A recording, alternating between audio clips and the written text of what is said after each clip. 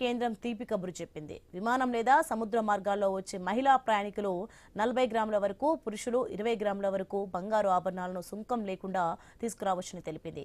అయితే వీరు ఏడాదికి పైగా విదేశాల్లో నివసిస్తూ తిరిగి వస్తున్న వారు లేదా భారత సంతతి పర్యాటకులైనా కావచ్చు. గమనించాల్సిన విషయం ఏమిటంటే ఈ ఆభరణాలు ఖచ్చితంగా వ్యక్తిగత వినియోగం కోసమే తీసుకురావాలి. బిస్కెట్లు, కడ్డీల రూపంలో ఉండే గోల్డ్కు ఈ మినహాయింపు లభించదు. ఇప్పటివరకు మహిళలు 1,00,000, పురుషులు 50,000 విలువైన ఆభరణాలే ఇలా తెచ్చుకోవచ్చు. ఈ నెల 2 నుంచి బ్యాగేజీ నిబంధనలు 2026 అమల్లోకి వచ్చింది.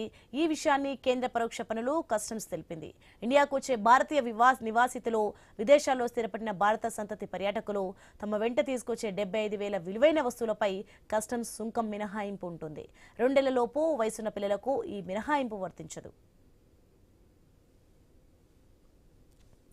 ఇక విమానం లేదా నౌకలపై వచ్చే విదేశీ పర్యాటకులు 25,000 విలువైన వస్తువులను సుంకం లేకుండా తీసుకురాగలరు.